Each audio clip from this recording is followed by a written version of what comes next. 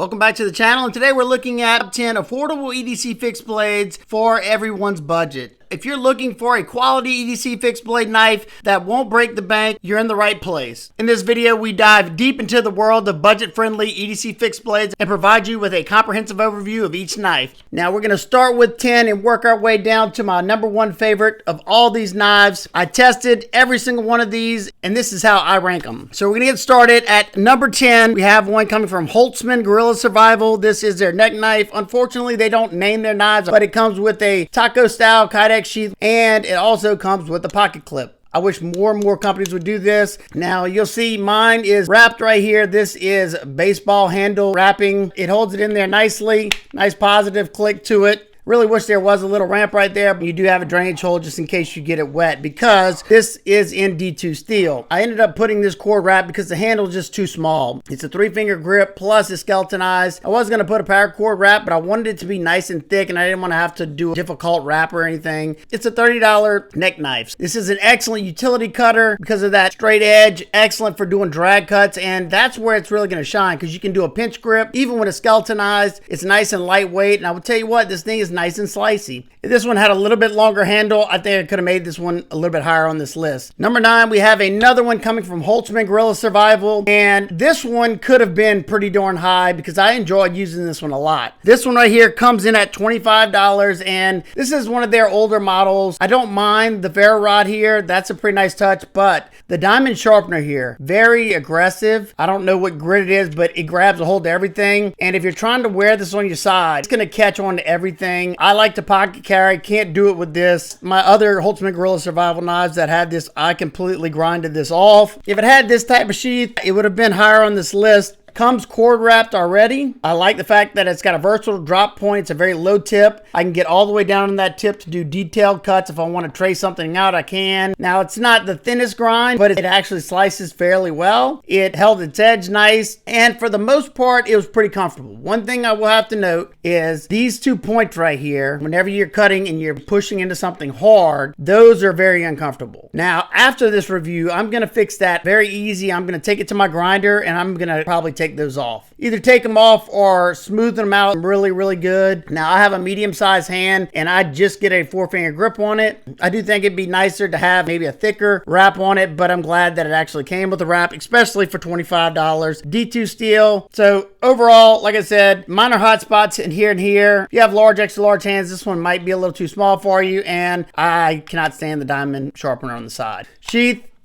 no rattle, and you do have this section to push off on. So overall, I like the knife. It just has some things that I'm gonna need to fix if I want to make it to where I carry this one. Number 8, we have one coming from Knives Ranch. This is the Camper 1. It comes with this leather sheath. It's got your horizontal carry if you want to carry it scout carry, appendix carry. And then on this side, it has your vertical carry. I've always looked at the Knives Ranch stuff. For the most part, they're all Damascus. But this one popped up and I love the overall profile of it, so I decided to check it out. This one is in 440C, which I don't mind 440C. It holds an edge pretty decent. It's easy to sharpen. I preferred this over their Damascus, being I don't know what their Damascus consists of. This one might be the most comfortable in hand on this list. There's one other one that can compete with this one, but it's because you have these nice thick scales. I think it's like 0.73 on the thickness. You have nice softening on those edges. Very comfortable. Now this is a weightier knife because you have some pretty thick stock, full tang construction. You have pinned on, and you do have a hollowed out hole if you want to put a lanyard in the back right here. They have the raw finish on the flats of this one, and this jimping is outstanding. It grips a hold to that thumb and you're not going anywhere. This blade shape, I absolutely love it. It's pretty much a spear point. You have a very robust tip. I even read it in the thing. It says heavy duty knife. So when they say heavy duty, you know that it's going to probably be thick blade stock and it's going to be thick behind the edge, which both of those this knife is. Now I got to say, it performed pretty nicely. This knife comes in at $60. And I don't think that's all that bad. Rosewood scales that look fairly nice, and it is a hardwood, and they do have a micarta liner on both sides of that as well, so that gives you that extra thickness. But it came with a good edge out of box. It's thick behind the edge. This one, I think it's like 28 thousandths and even 30 thousandths at some parts behind the edge. It does have a 22 degrees per side edge bevel, so it's still sliced fairly well because of that. And overall, if you're looking for a nice hunting knife, a knife that you can belt carry, this is probably a good little option there. But just note, like I said, that is if you plan on being hard with your knife, this is a good option for that. It's right at 8 inches long. I usually try to keep them at under 7.5 inches long for my EDC Fixed Blades, but I thought it was an attractive knife, so I wanted to give it a shot. Number 7, we have the Ganzo G807. This is an $18 knife. I did not expect much, trying to compete with Mora. And of course, if you look at the aesthetics of this, yeah, that's what they were going for here. To me, this is an excellent truck knife. That is there. I'm going to put this, I'm going to get one for all my kids. They can put it in their vehicles. It doesn't take up a whole lot of space. Even though this is just a plastic sheath, it holds it in there fine. It kind of clicks in there. And if you're just going to drop it in your backpack or in your truck or whatever you want to do with it, it's going to be fine. One thing I like about this one over Mora is it has a saber grind on it. Instead of the Scandi type grinds on the Moras, the $18 ones in 9CR14 steel. And this knife came ridiculously sharp out of box. The thick scales is kind of like a rubbery feel very, very good in the hand. It's super lightweight. I don't know if this is a rat tang like the Moras or not. I did baton this and I banging on it just to try to see. I hit it through some knots and stuff, and there's no loosening of the scale so far. Now, this isn't a super steel, of course, but it performed really, really well. A lot of it has to do with the edge and edge geometry. This thing's ground decently thin. It's got a beautiful stonewash finish, but overall at $18, I don't think you could really go wrong here. This one would make a good little hunting knife because you got a good grip. If you get blood on here, it probably would still be fairly grippy. It's $18. You're not going to be that upset if you lose it. All these knives that I'm showing you today will all be linked down in the description. They will be affiliate links, so if you want to help support what I do here on this channel, it helps pay for our testing materials and more knives like this for me to test to try to find some good quality knives for y'all. But if you don't want to, no big deal. Unfortunately, this one right now is out of stock, and I really expected this knife right here to be higher on this list. So at number 6, we have the Jeo Tec number 11 Bushcraft neck knife. Now with this sheath, I wouldn't really call this a neck knife, but they do have a Kydex version of this knife. It just wasn't available. Comes with a nice little dangler, and it is a very high quality sheath. I'm pretty sure Jeo Tec's also made in Spain. And overall, I absolutely love the profile of this knife. I love this type of blade shape. You got a low tip drop point, so it's going to be excellent for doing drag cuts. If you need to trace out something or you need to do some finesse cuts with that belly, you can. Cut stuff on a flat cutting surface is going to be great. And then in-hand cuts are going to work great as well too, because you got enough straight edge right there to make an in-hand cut very easily. So they have pretty robust stock here. As you can see, you got a super thick tip. So if you need to do some harder stuff with this, you definitely could if you wanted to. It does have a semi-crown spine up there, and you can tell there's a lot of handwork that goes into these knives. There's a couple of reasons why this one isn't my number one knife. When I first got it out, I was like, oh, this might be my number one knife. I do wish they would have made the handle a little bit longer. So right now it's a 3-finger grip knife. This kind of hooks in there, so it is rather comfortable and it is fairly thick. Those two things I like. But if they would have made this handle come out to about right here fully, then I could have gotten 4 fingers on there and it would have still been a nice compact EDC fixed blade. Now I could tie a lanyard there and it would be perfectly fine. It is pretty darn good as it sits because of the thickness. However, this one right here is in their MOVA steel. It's supposed to be a little bit better than 440A, so I'd have to say kind of similar to AUS 8 maybe, which I'm okay with at most of these price points. Now, that's another thing about this knife that was kind of, yeah. This knife right here costs $80, the most expensive knife on this list. And at $80, I think they could have at least used N690. That would have been sufficient for the quality you get in here. You got beautiful micarta scales, a red G10 liner. It was comfortable. I love that blade shape. You got that crowning on that spine. It comes with a nice sheath, but I think $80 is fairly steep for the steel choice. I'll be honest, as long as that steel performed how I wanted to perform, I'm okay with that. But this one, it kind of fell short compared to the knives that beat it out as far as edge retention goes and as far as comfort in hand whenever doing harder tasks. It still did a good job. It just didn't blow me away like my top choices did. But overall, it won't be my last Jeo Tec. I like a lot of their designs. Hopefully they make something like this with a little bit better steel. It would have been outstanding if they would have made this a little bit longer. It is a rather thick behind the edge knife, close to 30 thousandths behind the edge, and came with a 26-degree edge bevel or 27-degree edge bevel. That's a pretty stout edge. This is an EDC fixed blade, stuff that you're going to cut EDC stuff with. Now, if you're an outdoorsman, that might be good because you might be batoning and stuff, but this, you're only going to baton small kindling struggling with this. So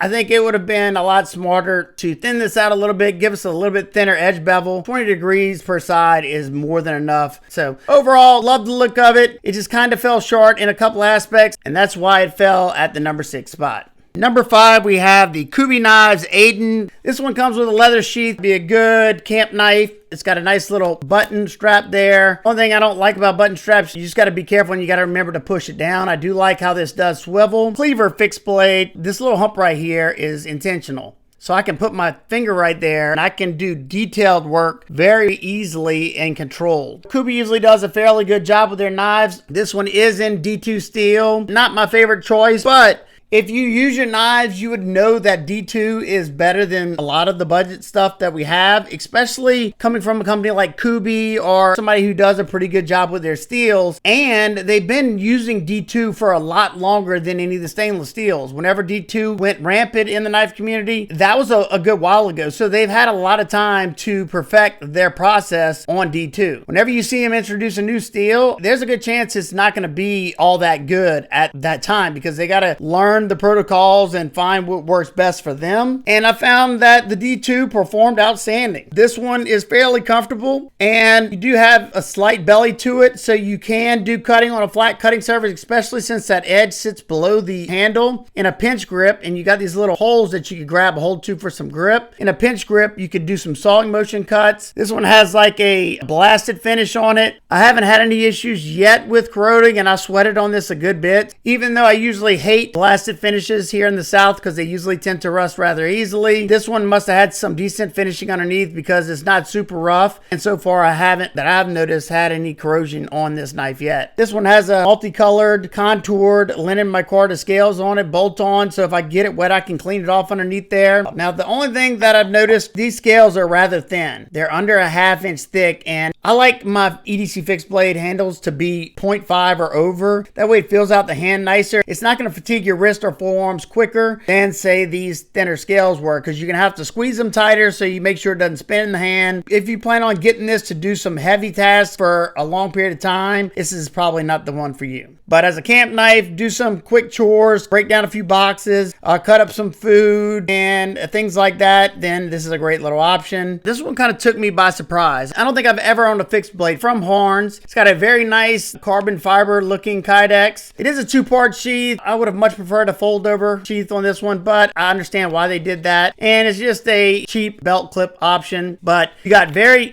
nice positive engagement on that. No rattle whatsoever. You have a small little drainage hole, tons of lashing points all the way around it. Comfortable push off point right there. That works really well. And this is the Harnds Shark. In D2 steel, you have an upswept blade. This one's coated. You can also get this non-coated. And I almost didn't get this because I'm not the biggest fan of the upswept blade, but I was pleasantly surprised with this knife. Now, it is a little pricey in my opinion for what it is, but you do get the nicer upgraded kydex, and it's a very well done knife. The coated version comes in at $60. I would have been happier at the $60 price point if this would have been 14C, and they usually do use 14C for a good bit of stuff. How did it perform? Well, that's where this one kind of surprised me. Like I was saying earlier, you know, D2 is a good steel. It'll outperform a lot of budget steels. If it's done well, it should outcut 14C. Came with a phenomenal edge out of box. Anything done on a flat cutting surface is going to be a breeze. You can use that belly to pull through stuff or set that tip down and do the little chopping motion. In-hand cuts are going to be fine. Now, if you're breaking down a long cardboard box or something like that, because of that high upswept belly, you're going to have to shorten your stride or do push cuts with it, because if you're going to do a long cut and you naturally twist that wrist to go through it, it's going to slide out about right here of the cardboard. The coating held up nicely on it, and the edge held up nicely. It even has a nice little sharpening choil that would be easy to open up, and they brought that plunge all the way to the back. Excellent job. They did a great job on that. You got steel ply G10 on those scales. Now they are just flat scales, so if you need to remove these scales to clean it out, you could. Lanyard hole in the back, full tank instruction. When I first put this knife in hand, I was like, man, these ergos are gonna be terrible, because this is so wide and skinny right here that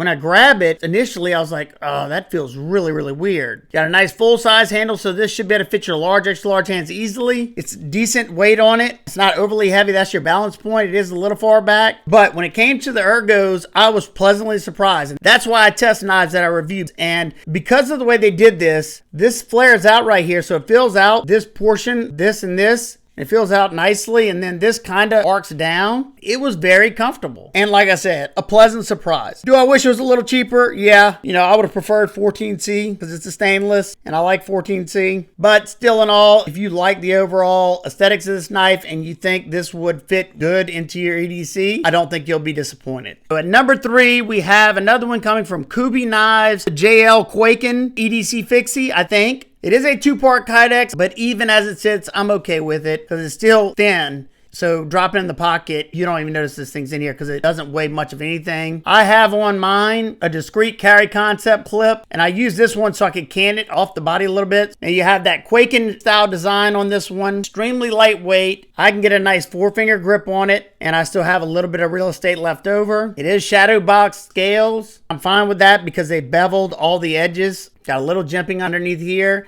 to give you a little bit better traction in your saber grip. This is blue canvas micarta.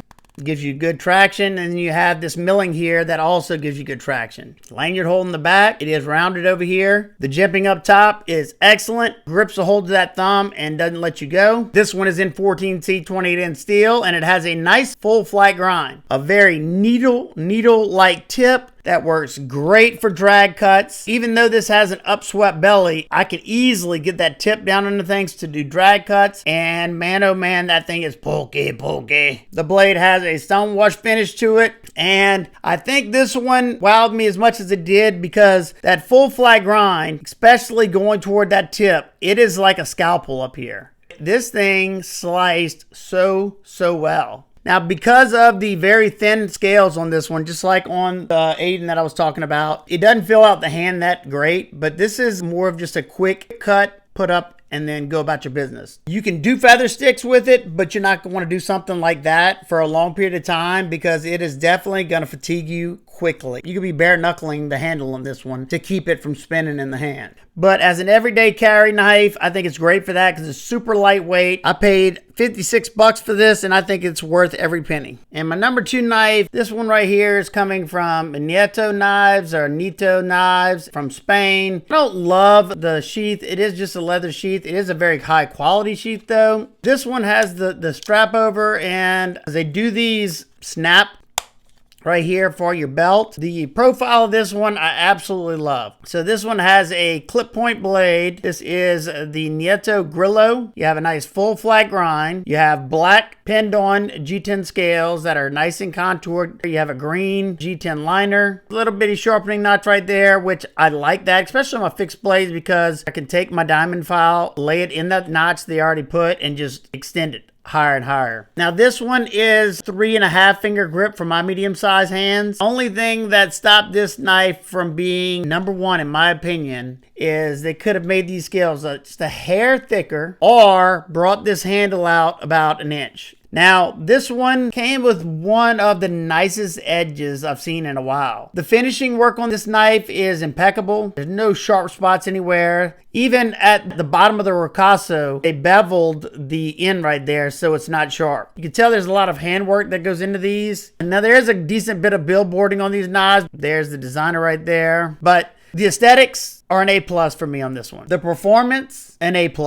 This one is in Bowler N695, which is their better steel, and then their more affordable options usually are the 1411 steel or whatever. This one comes in at $57, and for the quality of fixed blade, the quality of the sheath, I definitely don't think that's out of line at all. It sliced so well. You have a low tip clip point, so you can still easily get that tip onto things for detailed work, piercing task, and you have enough belly to easily do cuts on a flat cutting surface. We did the wood shaving. I think if the scales would have been a little bit thicker, it would have been even more comfortable in my hand. But because of how thick they went on this one, I did have to squeeze it a little bit harder. So if you were going to be doing that for a long period of time, it would probably start to fatigue your hand. This is a great companion knife. If you're an outdoorsman and you carry a belt knife when you're out in the woods, or drop it in the pocket. That's where I've been carrying this. I just been dropping this in my front right pocket or in my back pocket. I don't think it has the edge retention as N690 does, but I gotta say they must do a quality heat treat on their knives, because this one performed well. It held its edge the entire time and it's still sharp. I haven't even stropped this thing up yet, and I guarantee you I could strop it back to close to hair shaving sharp again.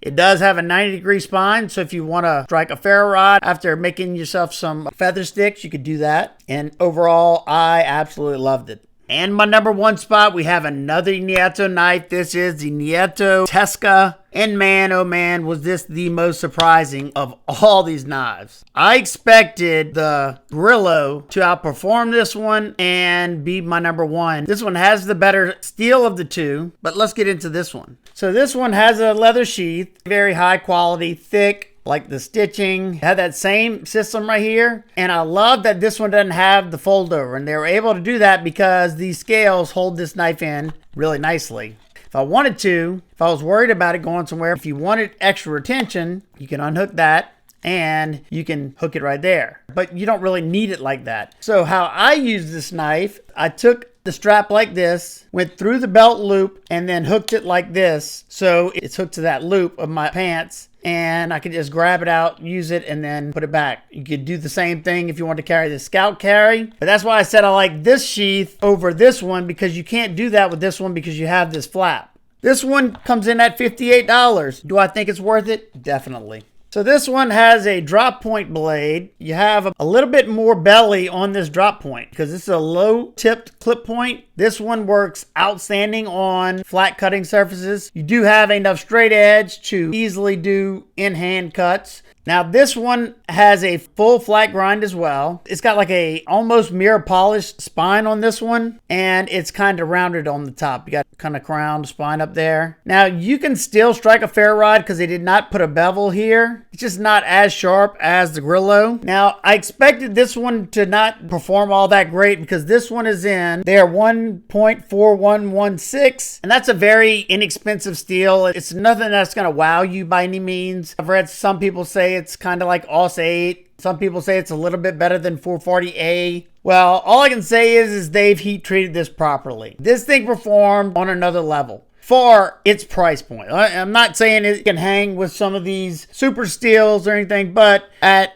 under $60, I think it's more than acceptable for the type of knife this is. And once again, came with a phenomenal edge. As soon as I'm done with this video, I have 2 more of their knives that I'm ordering. Now this one, even though it still has a smaller handle, I can kind of cram 4 fingers on this one, but this one was a lot more comfortable than this one because of the extra thickness in the scales.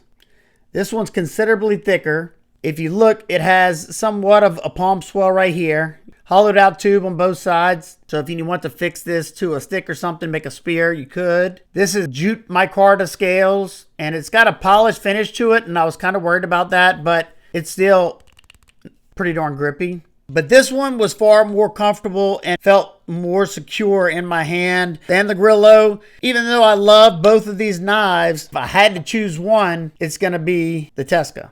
You have a little bit more length, and this one fills out the hand a lot better. This one has a better steel, but I didn't find they performed all that different. So some of my steel nerds out there, let me know, is there a huge difference between N695 and this 1.4116 steel? I just don't know enough about them, but all I can tell you is how they perform for me.